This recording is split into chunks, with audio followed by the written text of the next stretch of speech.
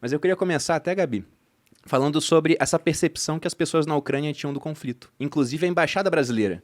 Sim. Porque já tinha gente indo embora de lá e a embaixada falou o que pra você? Então, no dia 24 de janeiro, já estava tendo todo, né, esse bafafá e tudo mais, todo mundo estava tenso já com essas movimentações estranhas. E aí a gente tem uma relação muito próxima com a embaixada, a gente tem um grupo no WhatsApp, porque são pouquíssimos brasileiros na cidade em que eu estudava, né? Então, assim, eram, tipo, 5 pessoas e o cônsul. E aí eu mandei no grupo, né, falando assim, então, tá E aí? seguro? O que a gente faz? Eu não sei o que tá acontecendo exatamente, mas alguma coisa tá acontecendo. E aí falaram pra gente, falaram, não, as informações oficiais que nós temos é que é só uma ameaça, sem pânico, não vai acontecer nada, tá tudo tranquilo. E não satisfeita, eu falei, tudo bem, agora, mas e se houver realmente alguma coisa for acontecer, vocês vão avisar a gente? E aí eles falaram, claro. Óbvio. Enquanto isso, outras embaixadas, E porque... a mensagem chegou ontem, né? Olha, deu ruim. Então, gente, eu acho que tá na hora de correr pela sua vida. Meu Deus. A gente tem muitos amigos lá, né? A faculdade internacional, então temos amigos da Inglaterra, dos Estados Unidos, do Japão, de vários lugares, e todas as embaixadas já tinham avisado os seus, né, os estudantes que estavam lá, falando para eles, voltem para casa. Os diplomatas já estão saindo, as pessoas importantes já estão saindo, então tá no momento de vocês virem. E aí a gente ficou assim... E a própria faculdade também colocou online, né, Gabi? Foi mais ou menos nesse período aí que eu lembro que você me falou. Isso, foi um pouquinho mais pra frente. A gente decidiu voltar pra casa. Eu tô falando a gente porque o meu namorado Sim, também que também estuda lá. Aham. Exatamente. Então, nós moramos juntos e todas as nossas decisões são tomadas juntos, né? Então, a gente decidiu comprar as passagens pro dia 16, que inclusive era o dia que os Estados Unidos falou que haveria a invasão, né? Terça-feira, né? Isso, foi no dia que o Zelensky, inclusive, sugeriu que houvesse, que eles iam fazer um feriado. E ele, no discurso dele, ele falou, nos foi dito que haveria uma guerra no dia 16. Ao invés disso, vamos fazer um feriado, né, assim, homenageando a paz, pedindo paz. E, assim, foi mal interpretado e tudo mais, mas é um início muito, assim, né, complicado para você iniciar um discurso. Sim. E aí, levando isso em consideração, levando em consideração o podcast e tudo mais, foi quando a gente sentou e decidiu ir. E aí, o que a gente ainda estava segurando um pouquinho era exatamente a faculdade. Mas exatamente um dia depois, a faculdade falou, olha, a gente ainda tem o mesmo discurso de sem pânico, mas se vocês quiserem ir para casa, vamos dar suporte com as aulas online. E eu falei, nossa, mas para ontem. Maravilhoso. Aí vocês conseguiram vir, né? O voo deu tudo certo. Já estava cheio o aeroporto já? Tava movimentado.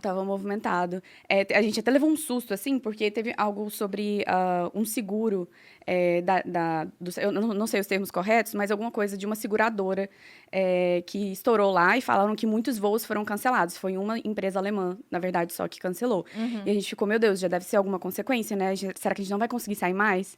Mas, graças a Deus, deu tudo certo. E aí, quantos dias foi depois que vocês chegaram no Brasil que a guerra estourou? Foi uma semana. Nossa. Tenso, hein? Tenso. E tem também a questão da percepção dos ucranianos, porque vocês tinham contato com eles lá, e alguns, a gente almoçou ontem, você até comentou, o pessoal achava que ia ser um negócio mais lá pro leste, não era isso? Sim. A gente estava bem... pode acontecer, pode não acontecer, mas todo mundo estava esperando que, se acontecesse, fosse algo pequeno. Ninguém estava esperando... locais residenciais, país, né? Isso, residência sendo bombardeada, pessoas lutando pela própria vida. Ninguém estava esperando um ataque aos civis, né? Ou pelo menos um cuidado ali, só numa região específica, e não aconteceu. Inclusive, tiveram ataques em Lviv, que é fronteira com a Polônia, que é muito distante de onde a gente mora. Nós moramos, eu acho que 3 ou 2 cidades de distância da fronteira, né, com a Rússia. Então, todo mundo esperava que, se algo fosse acontecer, fosse só em Donbass, né, que é a região de Donetsk e Luhansk, e ninguém estava esperando algo dessa proporção, né. E quando aconteceu, foi bem chocante, como eu descobri que a guerra tinha começado, assim. Isso foi realmente algo que poucas pessoas esperavam, porque da outra vez tem um ditado, eu não lembro agora de onde é esse ditado, então vou falar que ele é chinês, porque aí ninguém pode me contradizer. Claro. Mas há um ditado chinês muito famoso que diz que um general está sempre pronto para lutar sua última guerra. E a última vez que a Ucrânia teve um problema com a Rússia foi em 2014, após aqueles protestos lá da Euromaidan, que o presidente que era alinhado à Rússia, que era Yanukovych, ele fugiu, ele foi embora do país. A gente viu ontem o documentário Winter on Fire. Winter on Fire, Nossa. que eu achei chocante apavorante. a maneira como a polícia da Ucrânia na época, alinhada com Yanukovych, lidou com a manifestação dos ucranianos e matando os manifestantes na rua. Teve uma cena que não sai da minha cabeça, que era um cara que ele estava carregando uma maca para pegar uma pessoa ferida e ele foi morto por um sniper. Aí esse cara, ele perdeu totalmente a condição de governar o país, ele foi embora para a Rússia. Só que a Rússia perdeu o homem forte que eles tinham na Ucrânia. O que eles fizeram? Invadiram a região da Crimeia, e foi isso, uma guerra localizada naquele local, né? Teve o conflito e começaram a apoiar as regiões separatistas. Então, as pessoas estavam pensando que seria algo mais ou menos nesse sentido. Só que dessa vez foi totalmente diferente, né? E, desculpa. Pode falar, Pode Flávia. falar. E interessante, porque fazem apenas 8 anos que isso aconteceu. É pouco tempo. Sim, eu assisti esse documentário, acho que 2 anos atrás, e professores meus estavam lá. Uma amiga que ajudou a fazer o resgate de amigos brasileiros que estavam na cidade, ela estava lá. Ela fala no Instagram dela, ela lutou aquela batalha. E foi tão revoltante, né? Porque era uma batalha eles estavam pedindo para entrar na União Europeia. O presidente recusou.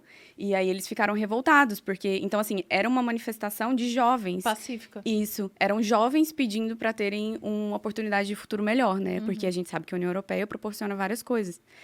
Então, assim, bem chocante. São pessoas muito próximas que viveram aquilo, sabe?